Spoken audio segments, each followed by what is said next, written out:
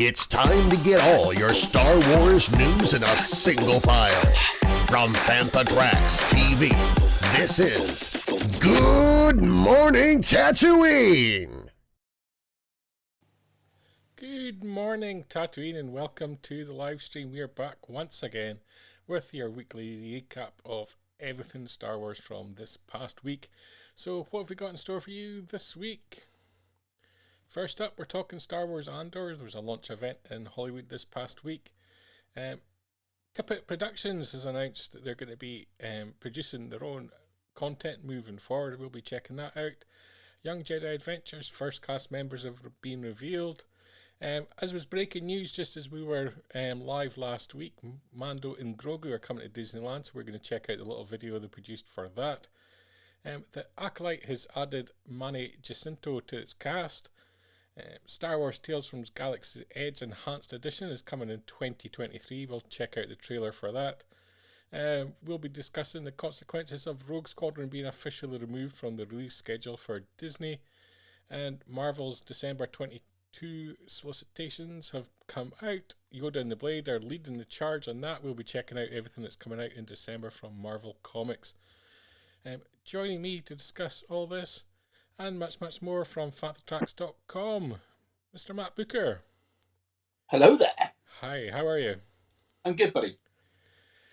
What's been up this week for you? Lots of work. Lots and lots of work. A couple of weeks ago, I went and did Autumn Fair, the trade show, to saw some new bits there. I think I spoke to you about that. And yeah, lots of work. And got a special invite from Disney for an event happening next week. So I'll be going to do something up in the Londons. Excellent. February, I think the last time I was up for Toy Fair. Yeah. So I'm going to go up to London on Tuesday, the day after the funeral of Her Ladyship. Give me a weird one. I think the seat's going to be very strange, but going to go up and do a special event in the Big Smoke. Excellent. We'll be seeing all the coverage from that on FanthaTracks.com and FanthaTracks social media as well. Yep. Yeah, I'm meeting up with Claire and Richard and a couple of other special friends, and we're going to do a little special event. Excellent. Can't wait to find out more. Yeah. Something's coming out this week anyway. Yeah. We'll wonder what that could be. I don't know. Oh, no, I do know, because I'm going. That's why I got invited, yeah. I know, or it might be something else. Yeah. Hint there. Mm. Talking about special events, this past week in Hollywood there was a special event. Disney Plus have been released some photos from the event. You can see the cast, crew there for Andor. Everyone's pretty excited. They showed the first 3 episodes to a select group of American-based reporters. And lots of coverage online of that. Everyone's kind of excited. The initial reactions and reviews were pretty exciting, positive. Everyone's kind of describing it. Yeah, everyone's kind of describing it as not your usual Star Wars, a bit of a slow burn, but really, really good. Considering it's 2 12-episode seasons, I think, I want it to be a slow burn. I want it to be one coherent story. Yeah. You know, Mando was a bit sort of story of the week in places, but was brilliant. Kenobi was one stretched out story because it was previously a movie. And I'm hoping the writers and team on this have come together for one coherent story that's a long form piece of story. A long form piece that isn't stretched, is more plenty of beats of story and bringing characters in. And we've had teasers of some of the people who are coming back to it, who are reprising their roles because they already died. And stuff like that. So, yeah, I'm really looking forward to this show. Yeah. It kind of feels that this could have more rewatchability than some of the other content. Not to say the other content's not enjoyable to watch again, but it's maybe not the content where you need to watch an episode 3-4 times. I That watched same week. Mando season 1 a couple of times, maybe 3 or 4 times. Season 2 I think I've done twice. Book of this boy, once was enough. Not rewatched any of it. And Kenobi, I think I rewatched one of the episodes because I watched it when I was in America. I think it's episode 3 I rewatched when I got back to England because I was very tired when I watched it because we were sort of been a bit lunatics and running around all over America, West Coast, to do silly things.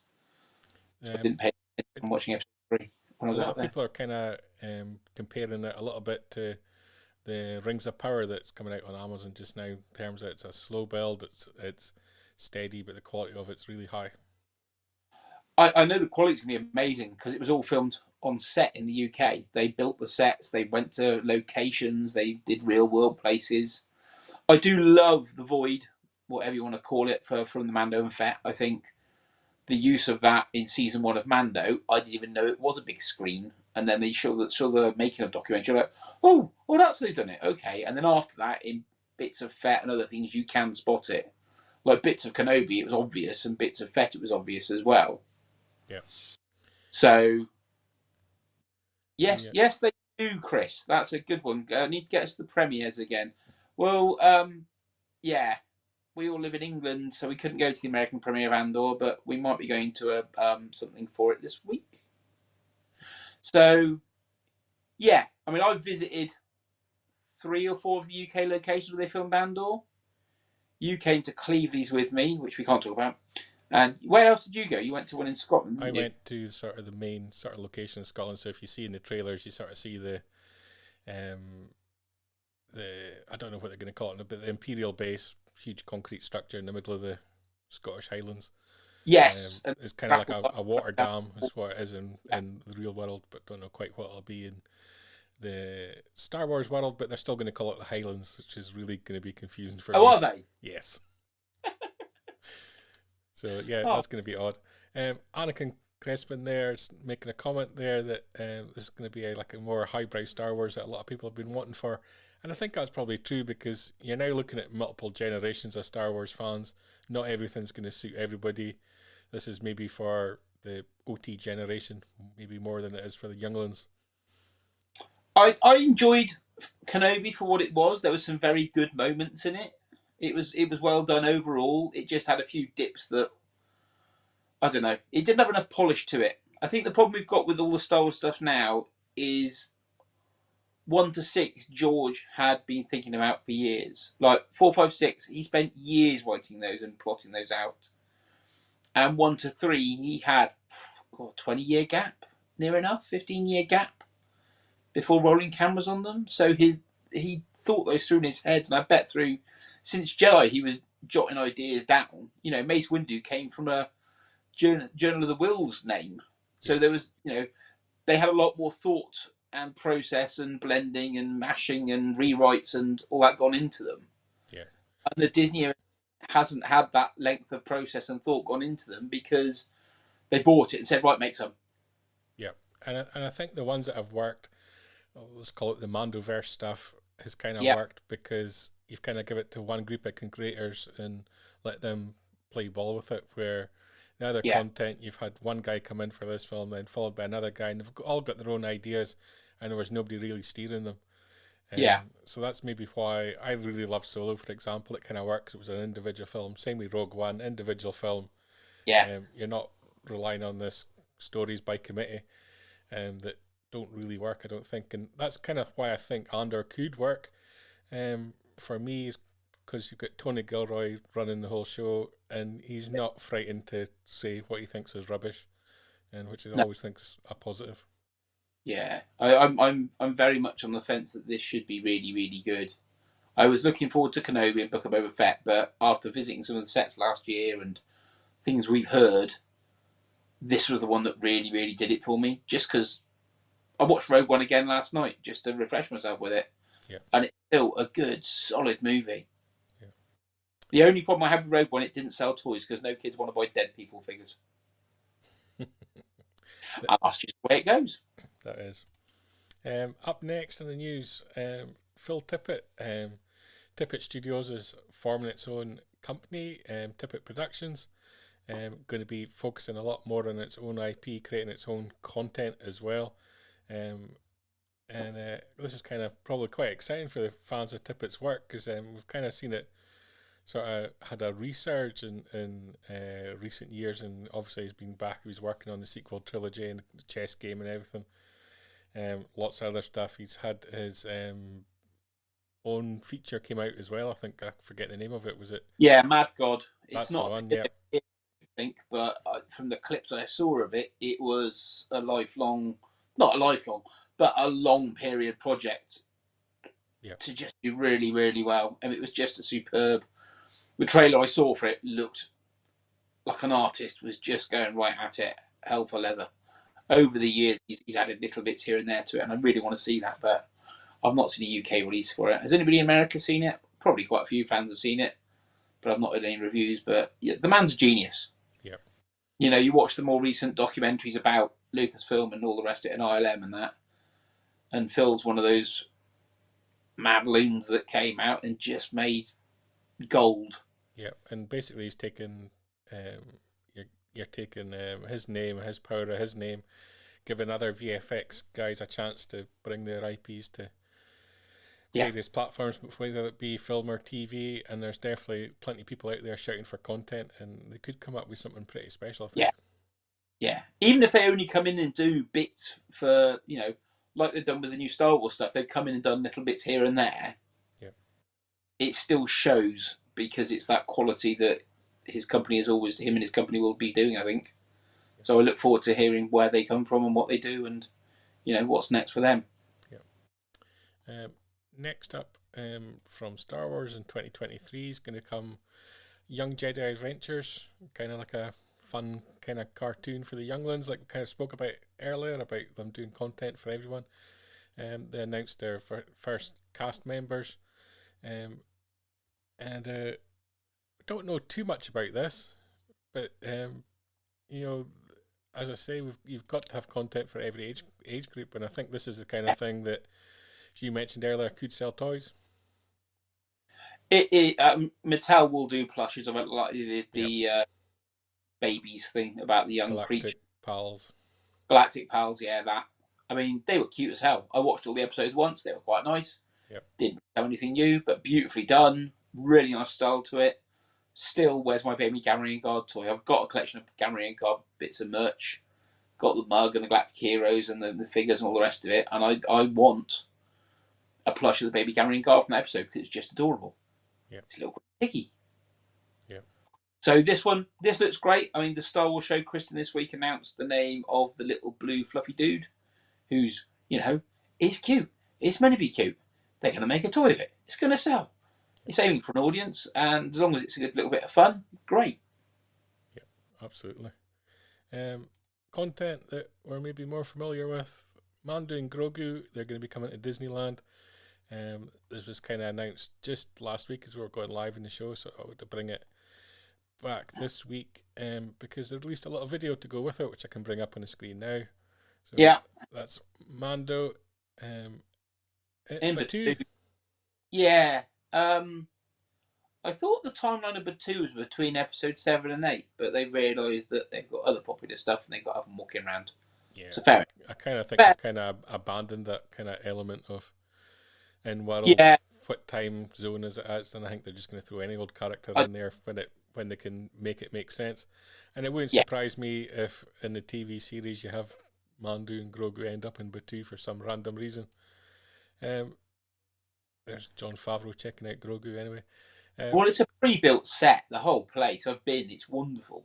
So basically, this is Disney on the West Coast. I think I'm right in saying if it's Disneyland. Yeah, I would assume. Well, D23 was West Coast, and that costume might be the only one at the moment. Yeah, there was no mention of on the East Coast. No mention of Paris, where obviously they're building the Star Wars land at the moment. I think Avengers' Park is called? It's just opened, or Avengers Academy or something like that.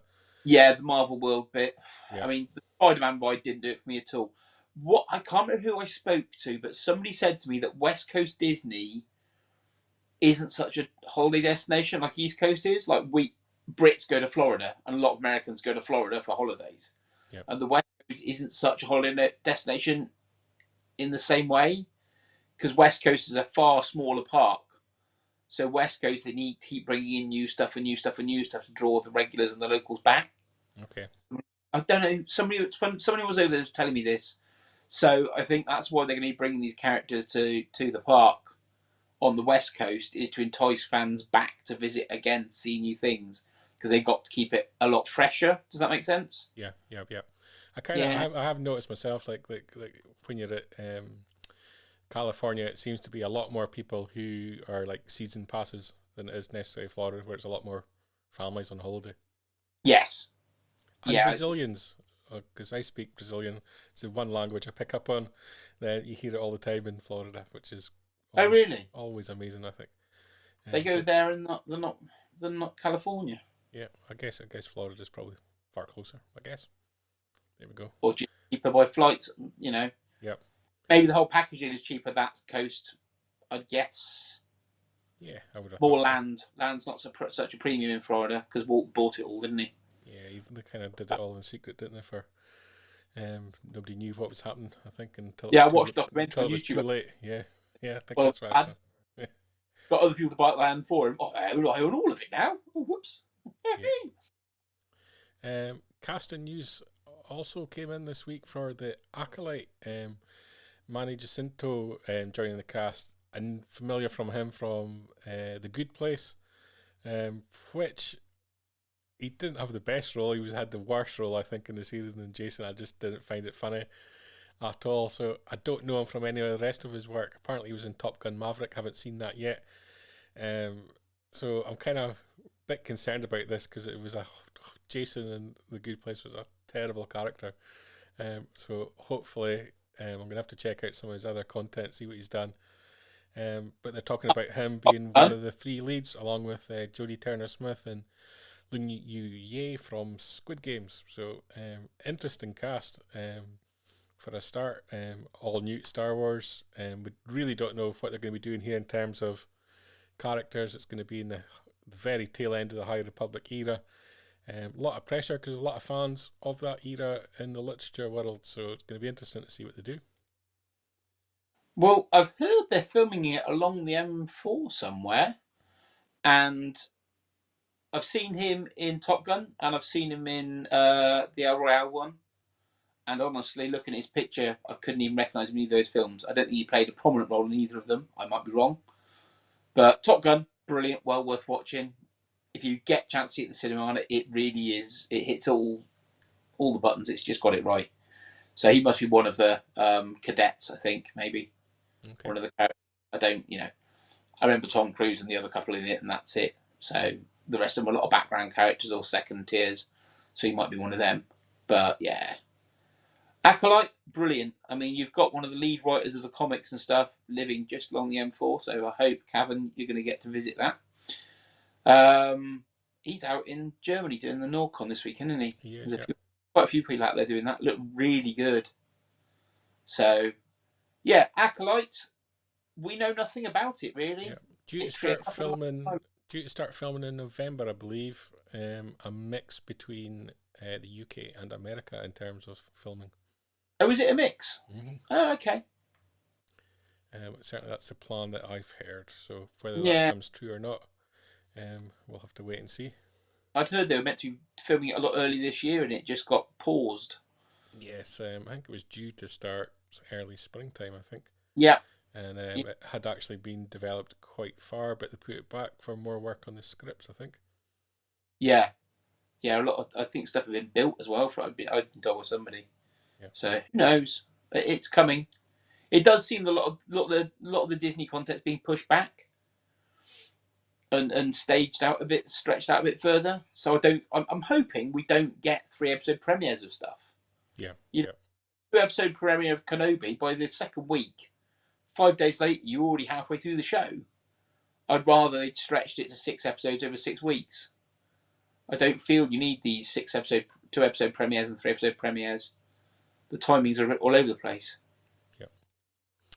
Right, I think at this point in the show, I think it'd be a good time to do a little bit of an unboxing because you've received the latest Galaxy box. I have. Here it is. Droids on it. Droids. Droids. So the Galaxy box from our friends at Culture Fly. Can you guess what theme it is? Lovely little Tatooine theme there. Yeah, stepping softly into a danger zone, Brian. Yeah. So I'm going to open the box.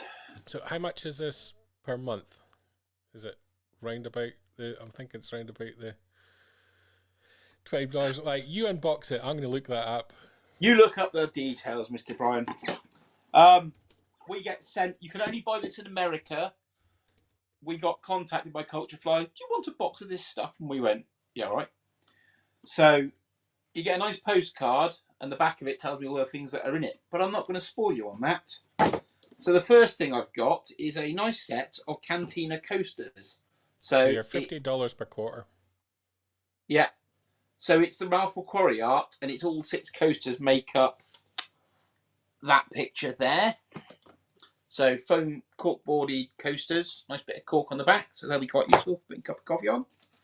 I've got some silicone trays to make ice cubes or chocolates.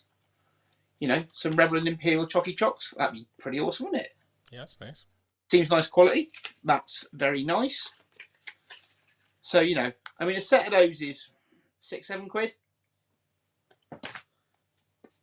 A set of those is a £5 nowadays. I've had ones in from Pyramid Posters, Pyramid Designs, and a set of them's a £5.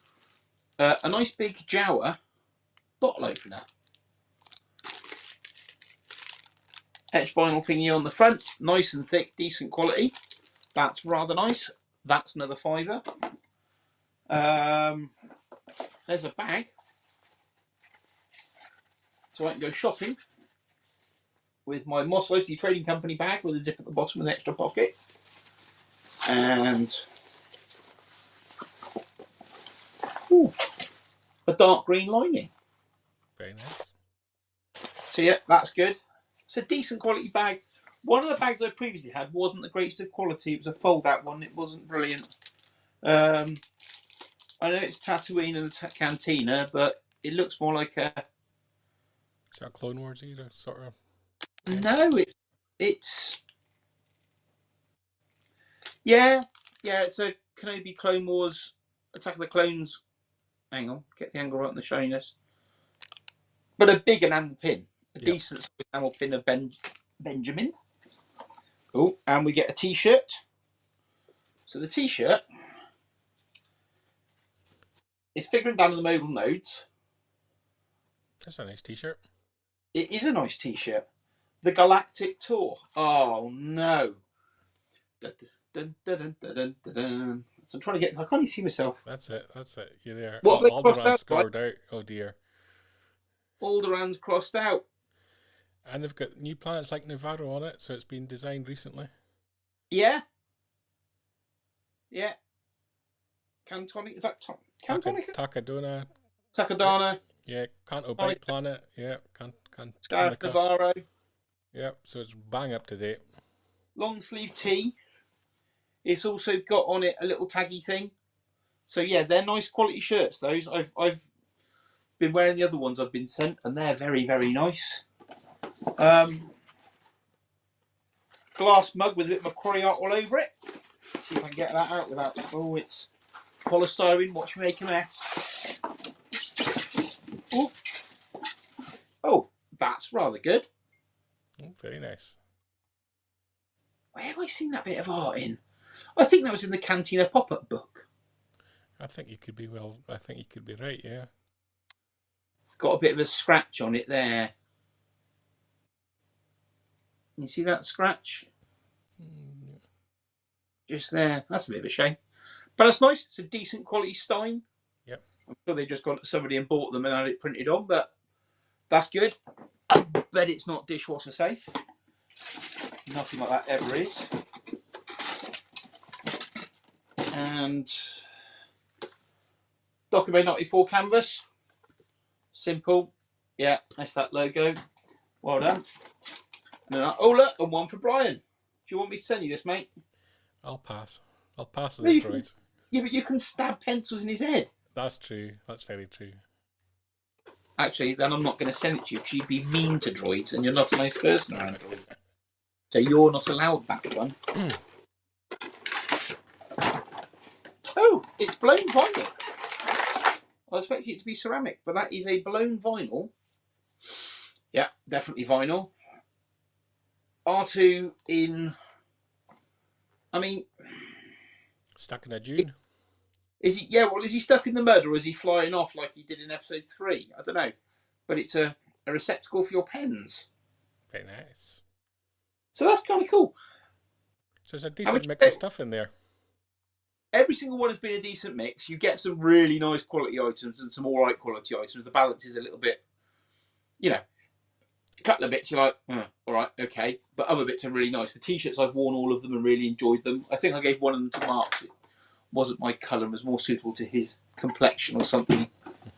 And most of them have sort of been connected to planets. So there's been Hoth ones, there's been Dagobah ones as well. So yeah. The next one is Bounty Hunters. So okay. that should be really, really cool. I'm sure I sent... Did I send you the details of that earlier? I haven't checked out yet, though. They revealed a T-shirt and something else from it. They generally reveal a T-shirt in the bag, but for the price of it, that's a lot of stuff. Yeah. You know, and if you've got some Star Wars friends, you don't like some of the bits. Even the boxes that they send them in are really nice. They're decent quality. And they've got... Oh, it's even got... Look at that. I bet you won't see it under the camera. But in the box... You've got... Oh, no, you can. Look at that. Oh, that's nice, yeah. Yeah. It's hard to get with the lighting. But, yeah. They even think about the box. The box design's nice. My favourite was the Hoth one. Because it was Echo Base. All the walls and Echo Base around it. So that was rather fantastic. So, yeah. They're very nice. They're very nice pieces. You get some nice bits of merch. The odd bit of merch is, like, really far out there and well designed. The Hoth one had the... sign that 3PO ripped down, the warning Wampa sign. Okay,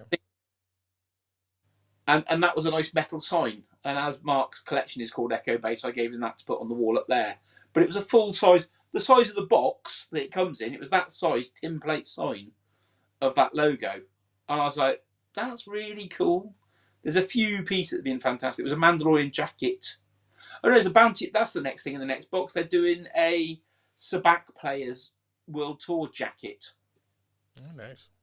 Yeah, and I've got the Mandalorian jacket they did from the first box, and that jacket's it's stuck in my car. It's just bundled up in the back of my car, and it's a waterproof jacket if I need it, and it's a good showerproof little jacket. It's nice, it's simple, lightweight, and comfy. A lot of eclectic stuff, very random stuff. Nothing's ever quite the same in the boxes. No, every single box is different. There's always a good variety of stuff. You quite often get a mug or a T-shirt and stuff, or a bag. Yeah, the Torn bag was very poor quality. It would look fantastic, but it was an unfolding bag, and then when you unfolded it, the nylon they'd made it of didn't hold together very well. It was a stitching or something, and it just shredded on me, which is a bit of a shame. It was kind of cool. But yeah, all the stuff so far. I think when we last met up at Blackburn, I brought the spare bits up with me, and we all sort of shared it all out between us. Yeah. The missus nicked the it was an ATAT pin badge, like that. There was an ATAT pin badge, but it had a chain on it, and the chain had another pin badge on it. It was a little snow speeder. Okay, cool. And I was like, that's really clever. They put some thought into all the bits on it, and you know, whatever your fandom is, go to Culture Fly. Click on the link that we'll post up somewhere. We'll put it in the comments of the show. Yes, we'll put it in the comments of the show. and you can help Phantom Tracks by using our affiliate link to help pay for stuff we do. So yeah, but yeah, very positive. Really enjoy it. Very, very nice. Next up in the news, though, take that droid away. Next up in the news is kind of more droid-related content, because it's Star Wars Tales from the Galaxy's Edge VR game is going to get an enhanced edition next year in 2023, and that's going to come out on version 2 of PlayStation VR, which they're calling PlayStation VR 2, imaginatively. And they put out a trailer, which we can check now, if I can find the appropriate link. Bring up. And it's got violence and blood, so look away. Yeah. You've played this game, Matt? I've played it all the way through. It's bloody brilliant. ILMX Lab done some pretty nice stuff, pretty inventive stuff, and from where they started out in the VR stuff, it's kind of improving with each game. Yes, it's improved with each game. They get into grips with it. You know, we did the VR in London, and that blew us all away.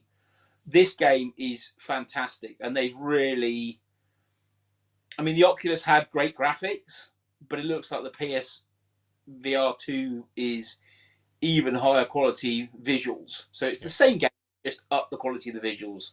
It's a remastered version of it, as far as I can tell from reading a few bits about it. And if you've got if you're going to get the PlayStation VR 2, make sure you buy this game. If you've not played it on the Oculus, get it. Wait till Black Friday, because they'll do a deal on Black Friday on this on the Oculus, I'm sure. But yeah, it's a stunning game. It's a really good story.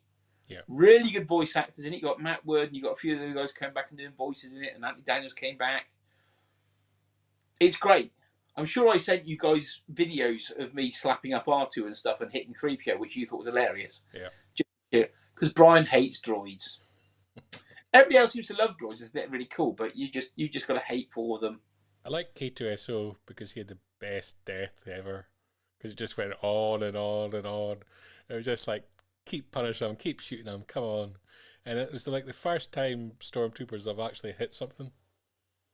Well, they were every bullet struck home. Perfect. But he had K2 was adorable because he just had such a good sarcasm to him. Yeah. I don't mind droids that have a story. I don't actually mind the droids in A New Hope. But after that, you're just sort of sandwiching them in for the sake of sandwiching them in. Especially emphasised most in the Droid Factory in the prequel trilogy. Watch the Droids cartoon, it's far better. They got a far better story then. You notice that there's never said more about Droid Tales, the animated series. It's kind of disappeared. No, bit of a shame that. Yep. It's going the way of Detours, I think. No, Detours got made. Well, that's true. Detours was made and finished. Droid Tales, we've not even heard about it being done. The same with the Lando series, you know. There wasn't anything new announced at D23, really, apart from that kiddies cartoon, was there? Yeah, pretty much. Obviously, they've sort of updated. They've had all the trailers last week. Yeah. But beyond that, nothing spectacularly new. A bit more on Skeleton Crew. They've now been filming it, which is like, blimey, they were... Considering we only found out about Skeleton Crew at Celebration, and they've now been halfway through filming, I think they said? Or a third of the way through filming? Yeah. It's like... That nobody knew about that. That had no rumblings or rumours or anything, really, did it? Yeah. You knew they were filming something West Coast, and that was it, and no other sniffs of whatever it was. Yeah, kind of. So we heard the rumours it was Star Wars doing Stranger Things, is the way it was described at the time. What that means, other than Star Wars with a young cast, I think is basically. I think they need to learn to not announce stuff until they're filming it. Would help. Because so much was announced at D23 a couple of years ago, and half it hasn't come to fruition. Yeah. And the very next story we're doing pretty much sums that up. Because Rogue Squadron now officially off of Disney's release schedule. We'd heard back in 2021 it was off the production schedule. Rumours that Patty Jenkins was too busy to do it, but other rumours also suggested that they weren't particularly enamoured with the story that had been formed for it. It was kind of announced back in November 21. It was delayed, but it's always been left in the December 22nd, 2023 release schedule, and everyone kind of assumed we'll get another Star Wars film in there to replace it.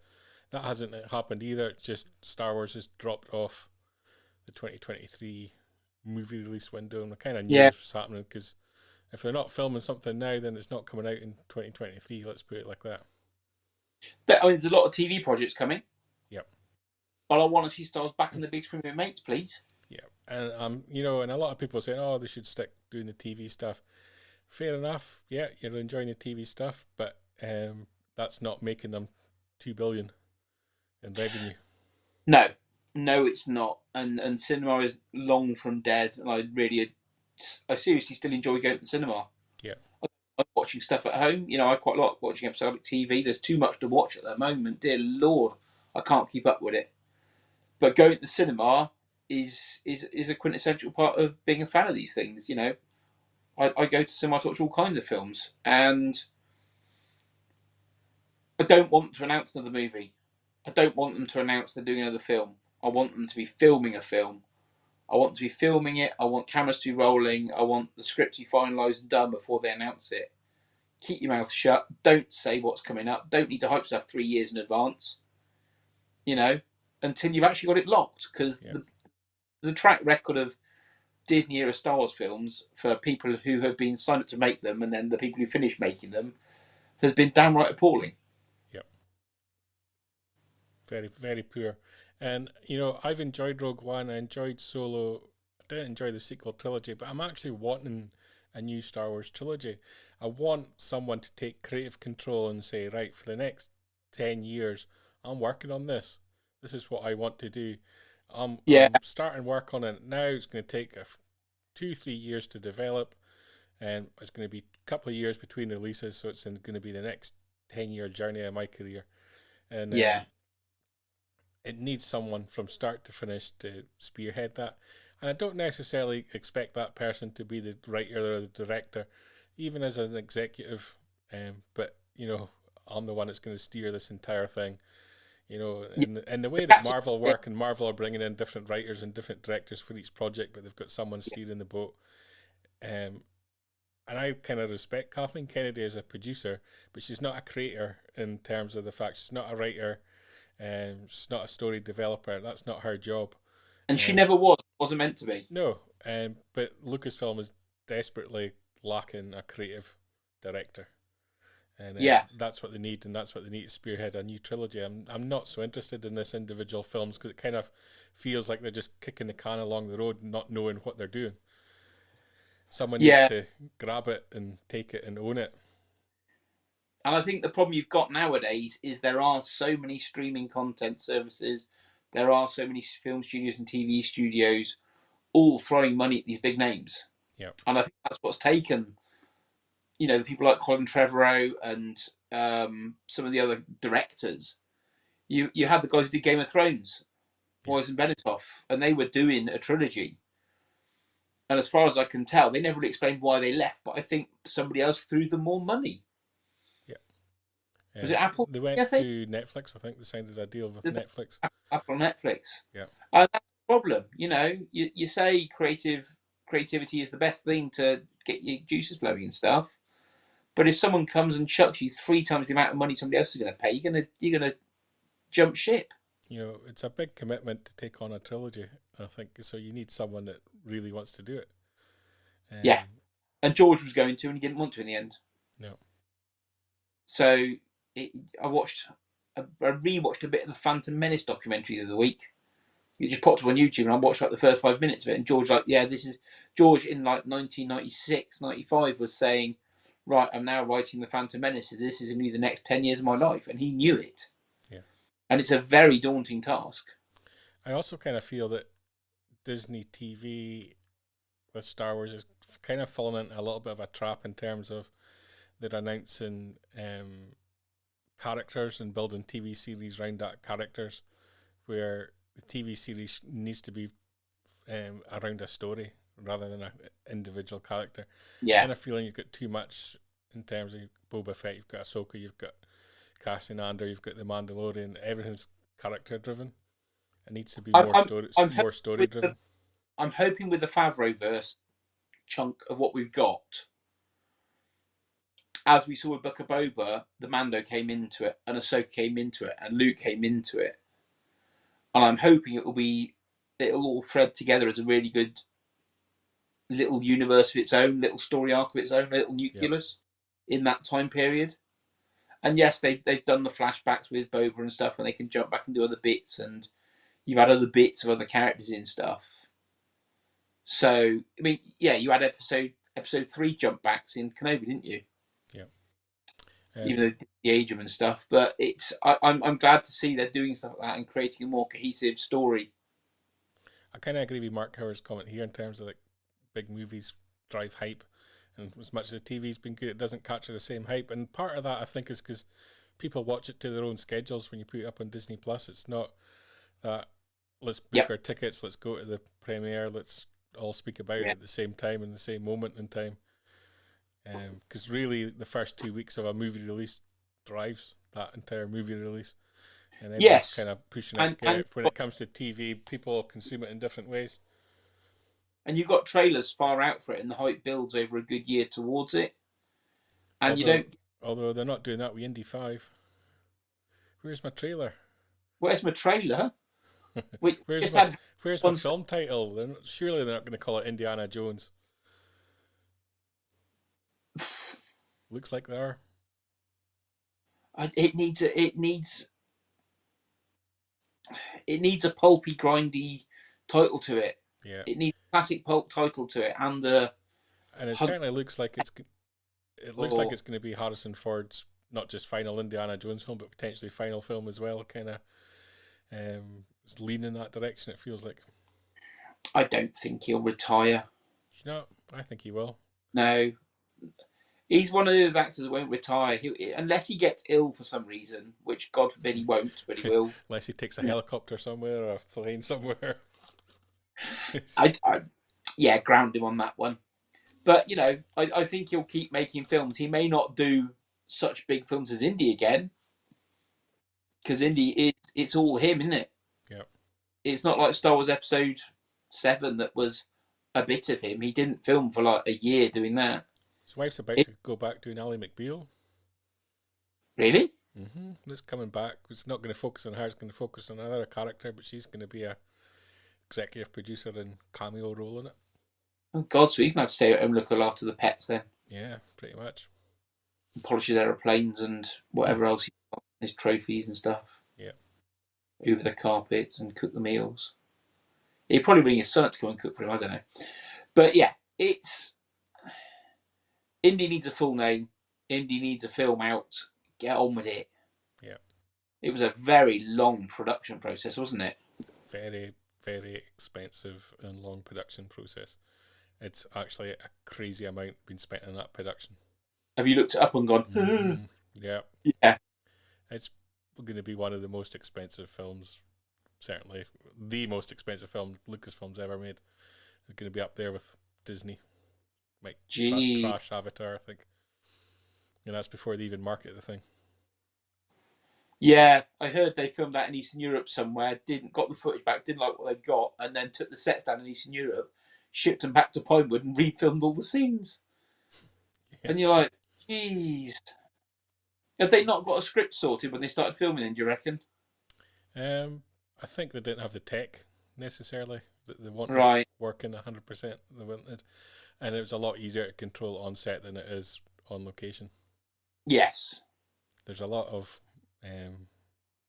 timey-wimey elements to Indy 5. Let's leave it at that. Well, yeah. Well, they showed the costume at D23 last weekend, and Top was up there, wasn't he? Yeah.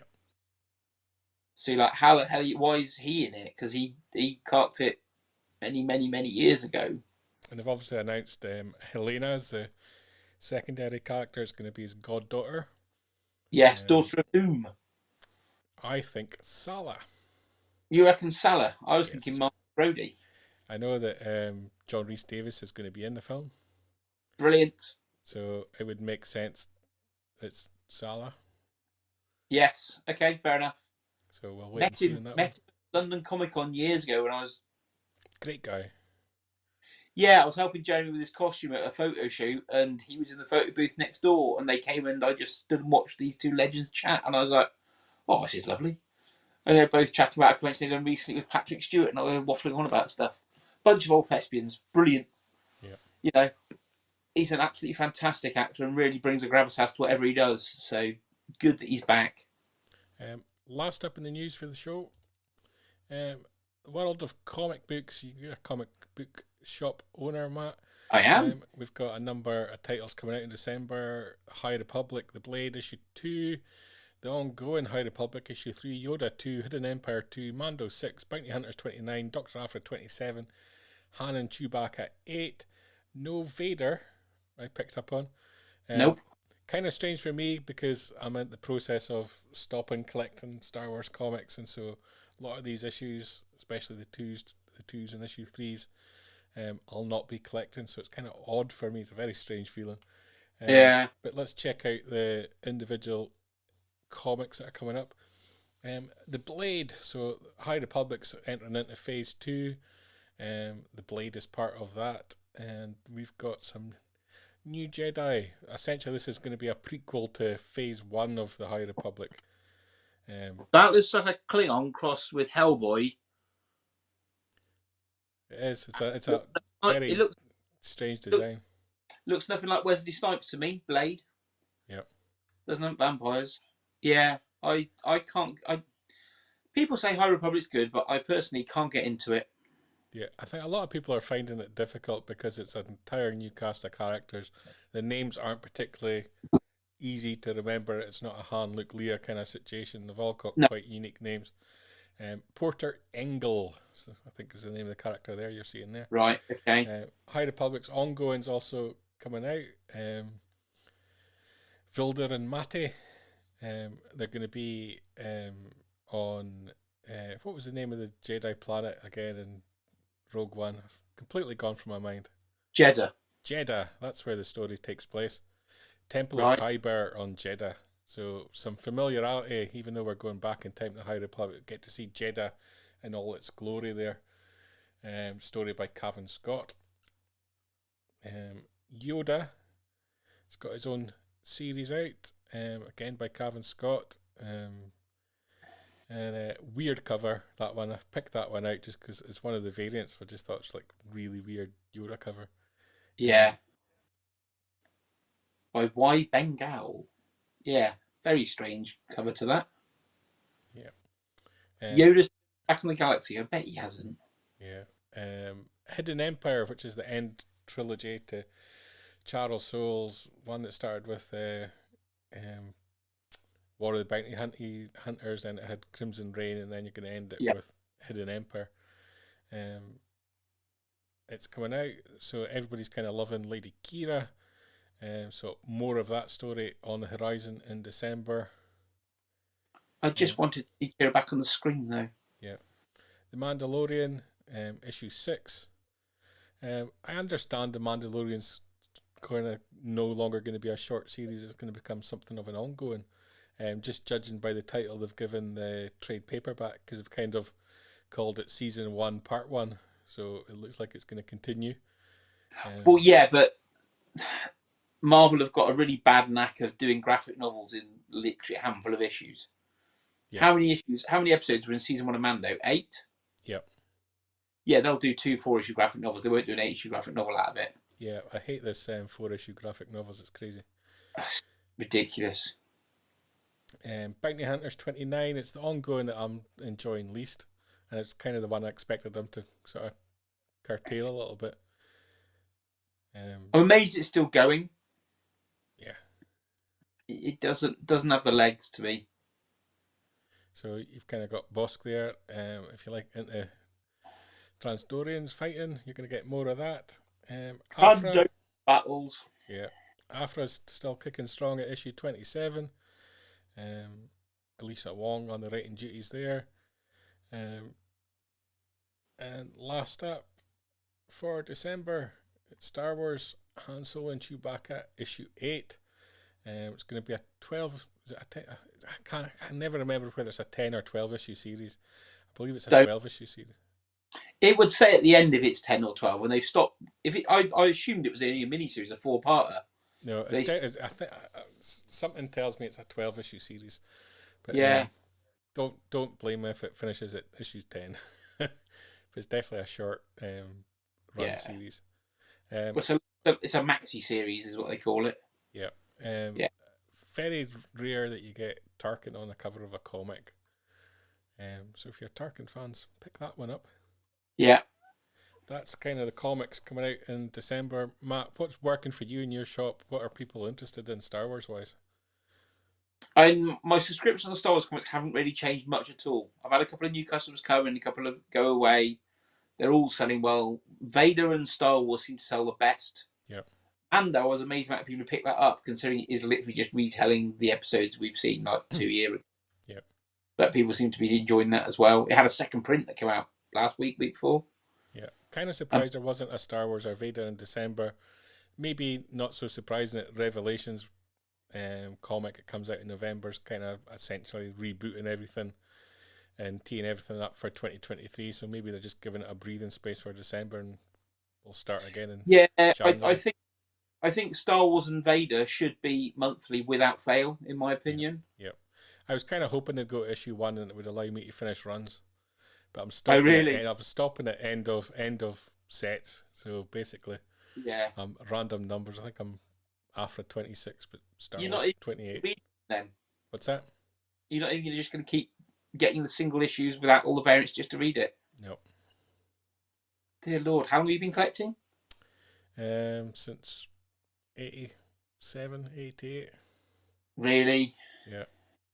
And it's not. I'm not stopping out of quality. It's just I don't like the way that the comic industry's gone in terms of $20-$30 variants for stores and so many different variants, and the stores are so underhand in terms of they'll buy 3,000 of a variant and claim that they're cut it down to 1,000, and I never trust them because they say they're all sold out and then suddenly more come on sale and their mate's store has some, and it's, the whole industry's gone that part sleazy. Of will be the way I would describe it.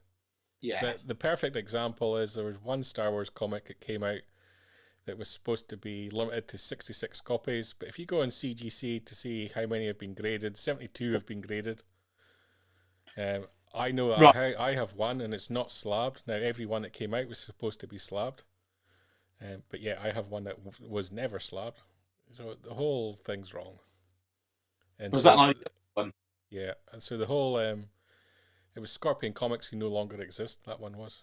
The whole another don't exist. Quite a few of those have gone under from jumping the bandwagon, and they'll put the same guy who's doing it, or person, or lady, or whoever's doing it, will reappear doing the similar kind of scam with something else. Yeah, so the fun came out of it for me, and that's kind of why I'm backing it. I've only ever sold comics to read. I've sold comics to read them.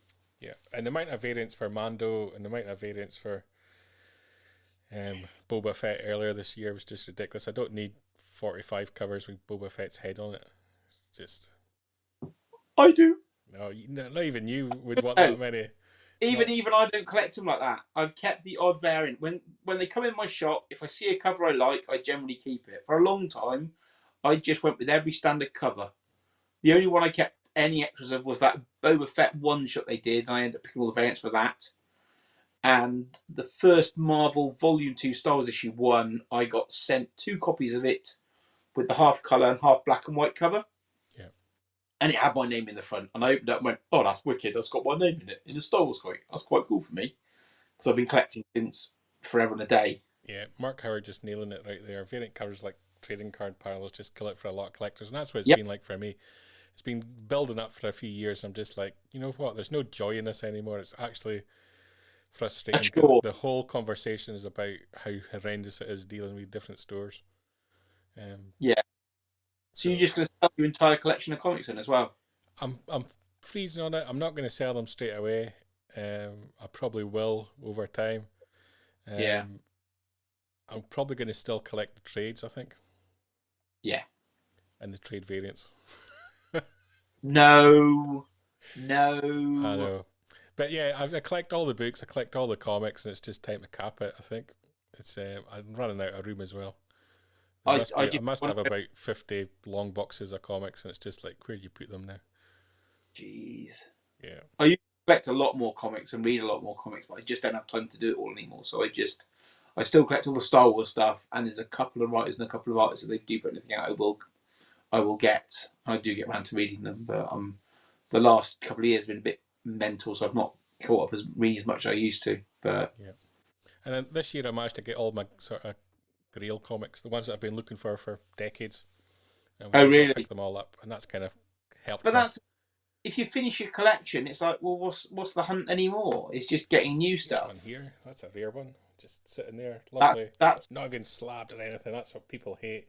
People need to slab these things. I don't. That's a good.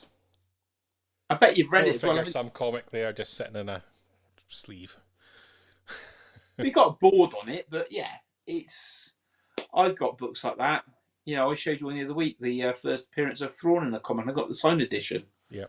And it's just sat in a bag and board. And I showed it to. And they're just sitting in boxes, just sitting in comic boxes. That's a fortune. I'm like, yeah, I bought it for a tenner, mate. Yeah. So it's, you know, I don't count my collection's worth. I just know I've got lots of Star Wars stuff. Yeah. I will sell it come time, I think. I'll sell it. But, you know, I'm not going to sell individual comics. You could go buy a set. Because I'm lazy when it comes to packing. No, sell stuff in runs. Don't, you know, sell a full run. The problem is when you get, I mean, Star Wars Marvel Issue 1, Volume 2, have you got every single cover of that, the 100 plus covers? Bar one. Bar one? Yep. Pfft, call yourself a collector. I know. But the bar one's the one that going for $8,000, so. $8,000? Yeah. Why? Because it's the Sardinsky kind of black and white cover that wasn't available anywhere to buy, and it was like 1 in 1,000 to stores or something like that. Yes. Yeah, no. If I thought about it, I should have bought 1,000 issue ones and got them. You should have told me. Got your 1,000 copies, Brian. Yeah, because I would have sold them, no problem. No, I've had customers with other books say, "Oh, I want this variant cover by my favourite artist X, Y, or Z." Yeah. And I'm like, well, if you pay the cost price for the 20 copies I need to buy to get it,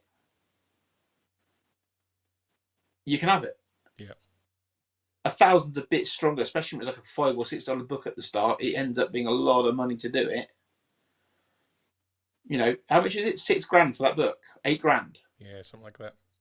Okay, so it's 1,000 copies at wholesale. You're looking at, yeah. You could do it for $3,000, couldn't you? $3,500 you could probably do it for. That's why it's going for $8,000, because the retailer had to spend out that much initially in the first place. Yeah. It was a £4.50 book. Anyway, I'm going to interrupt you because we're going to run out of time because we're hitting the top of the hour. Just want to thank you for joining the show this week, giving your insight on Star Wars news. We've got Andor coming out on Wednesday, so we're going to have a live show during the week, I think Thursday night, discussing Andor. Once everyone's watched the first 3 episodes. Don't want to do it on Wednesday night because you're all going to be watching the show. And next Sunday, I'm away because I'm going to do Secret Cinema, which is going to be fun. I'll see you there, Matt. And so thanks everyone for your comments during the show as well. Always good to get your feedback on the news. And we'll be back in 2 weeks' time for more Good Morning Tatooine. I'll see you all then.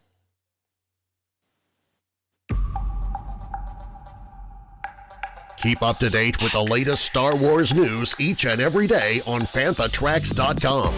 You can also find us on Twitter, Facebook, Instagram, TikTok, Tumblr, and Pinterest at FanthaTracks.